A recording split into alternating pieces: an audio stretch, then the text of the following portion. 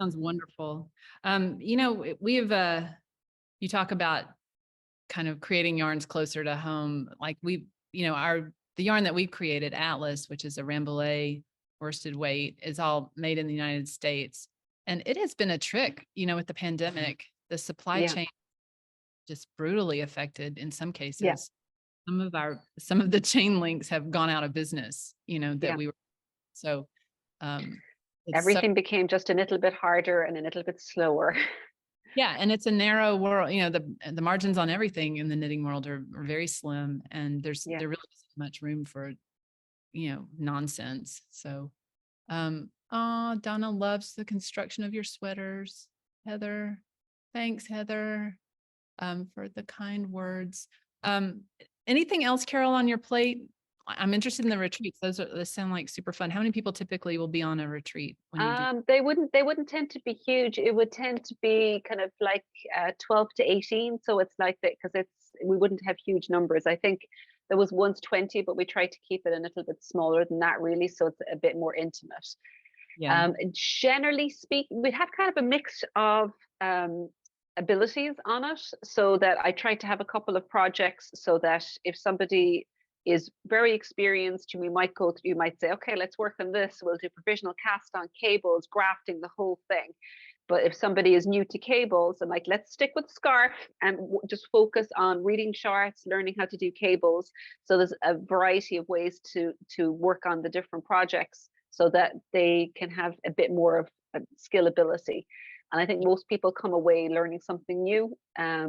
But the retreats, I prefer for myself anyway to tours, because you get to stay in one spot, but there's still little side visits to visit different areas down in the locale. And they come down from Dublin with a tour guide. So there's a few stops like at sheep farms and at castles on the way down, and the same on the way up. So but the bulk of it is in one place, so it's a bit more nitty at that, because of that. Yeah. It just sounds dreamy. I've never been to Ireland. Couldn't believe that we couldn't do that trip. Couldn't believe it. I think you have to put it back on the list again. We might jinx ourselves though if we try and do. Find you for sure. If you're just joining us, we're coming to the close of our time with Carol. I think we are recording this, and we'll put the link up on MDK, and we will definitely put it, things like this will start to show up in the pattern library. We'll have a link to this, so it'll be there forever. There was someone asking about the names of the new colors, which we Yes. should probably give a nod to. Yeah. You need to explain that, Carol. You need to Yep. explain. Yeah. So I might start, like, I don't like naming things. I know how things make me feel or what I think of about them. Naming person in our house is my husband Joe. So that even came about for the name of the company, Stone Stitches, because it started when the kids were small, and he's like, oh, it's like your stolen moments, your kids are small. And then so it became Stolen Stitches, because effectively like a variant on stolen moments. And the yarn names and even pattern names were kind of the same thing, because I'm like, okay, this color makes me think of this. And then he would just keep firing words at me where I'm like, no, no, no. And then I'm like, oh, that sounded good. And that's basically how we did it. When we put some of them together and I sent them over to Chester and to Fiberspace, they like, were you guys just sitting around drinking around a pool when you came up with some of these ones? I'm like, yeah, we may have been on holidays. There may have been some alcohol involved. But we've got things like Hatter's Teal Party for the teal color, which is behind here. There's really alcohol influenced. I mean, there's what other ones do we have? There's Mosquito the Coast, Frog on the Wall. That's one of my favorite names, actually. Angry Monkey was my youngest name. He named that after something in a video game. Bare Necessities, that's the undyed one. So but it's kind of a light beigey color. So it's Bare Necessities. Unexpected Macaw is our I always think of it as the Denemy Green. That's the Bare Necessities there, is it? Yeah, I did not know this was undyed, Carol. That's how dumb Yeah. that's But it gives you a real feel for where they all got over dyed on that it really changes the color tones of them. absolutely. I mean, Yeah. and that's your Hatter's Teal Party, which is up there, which is probably my favorite name. Yes. And this one is Rolling Bales, which again, it's like reminds me of hay, and that is I think you've got This one is hold on. Ooh, Harvest Moon. yeah, Harvest Moon, which is that's kind of a an orangey, pumpkiny color. And the other one you had there, I think, was Copple, which is the Irish for horse.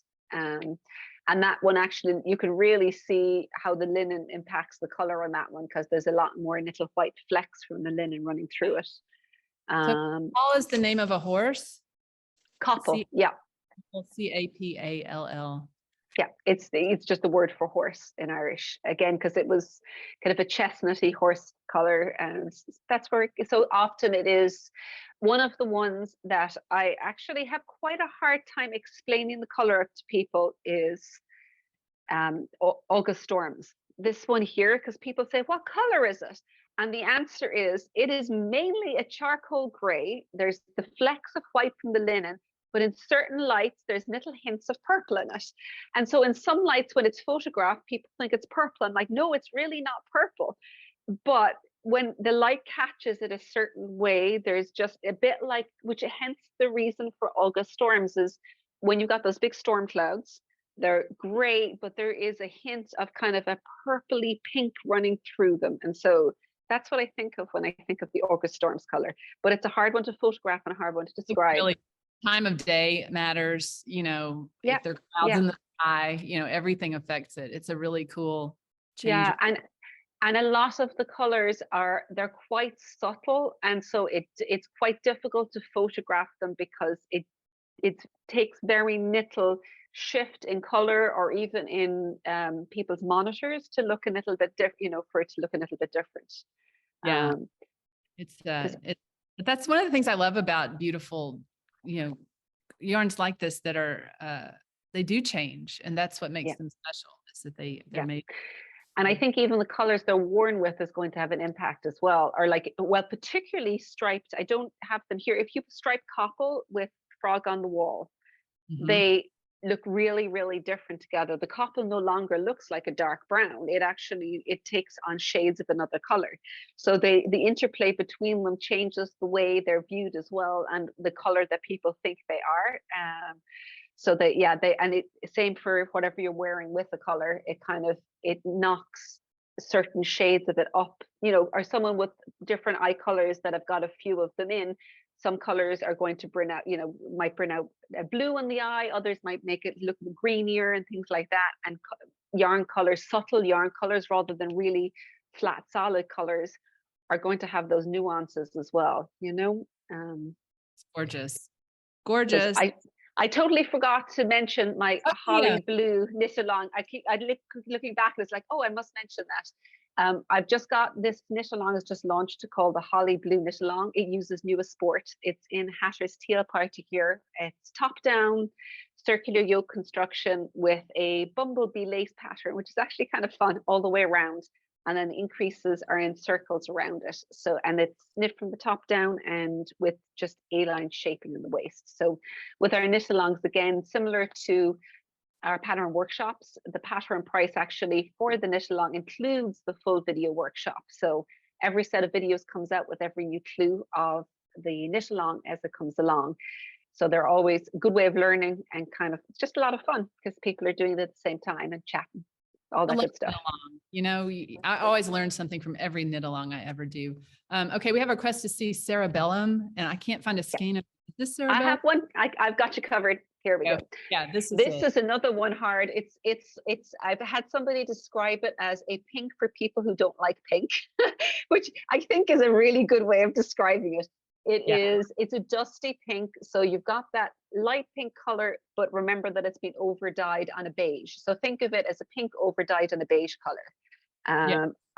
It's one of my favorite pinks. This one, I think of this as a pink. Other people will call it a purple, the Cafe Flamingo. It should probably be best known as a magenta. I think that's truly what it should probably be called. But it's, I love this too. Like in lace work, Cafe Flamingo is great. It's got this really lovely, vibrant color, but still very wearable. Yeah, these two bright, these are probably the two brightest ones. Your Hatter's Teal and your Cafe Flamingo, and they had to work very hard to get them this bright on a brown color yarn.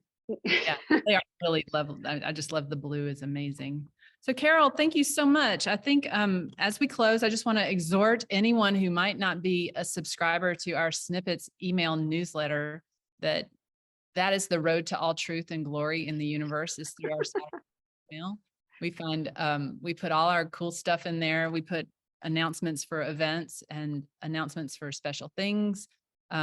We put whenever we're doing a workshop, Snippets folks will probably get first crack at it, or actually second crack, because the thing is, if you subscribe to the MDK field guides, you might get the ultra first crack at certain things. Just to thank you for being a subscriber. All of this is on our website, one place or another. Carol, do you have an email newsletter as well? I do. Yep. If they just pop onto stolenstitches.com, they can subscribe to the newsletter. Same thing, you get a free patron and subscribe when you subscribe, and all the good stuff comes first to the newsletter subscribers. You know, that we just treasure them so much, don't we? Yep. It is a banger of a newsletter, by the way, Stolen Stitches, very strong. I love hearing word from Ireland.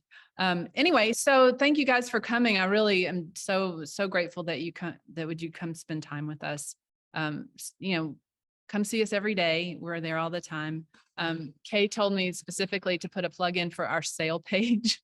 So if you are on the site, we're putting new things on the sale page when we're closing something out, when we about run out of something, or we just want to give a special offer for things. So the sale page is never empty and ever changing. So Carol, we'll all come see you in Ireland now. Yay. It was such a pleasure. Thank you so much for having me on. I'm sorry I didn't get to see Kay, but say hello to her for me. Great. So if anybody wants to save the chat, that's a thing that's possible. If you want to save the links, if you go over to the chat window where all the messages have been scrolling and you click on the little 3 dots down at the bottom of that window, there's a save chat option. I didn't know you could do that. That's wonderful. Isn't that just so 2023? So feel free to, we'll keep all this live for a bit so that anybody who wants to save the chat can do that. Anyway, thanks again, Carol. It's great to see you. Thank you. It's a pleasure. Take care.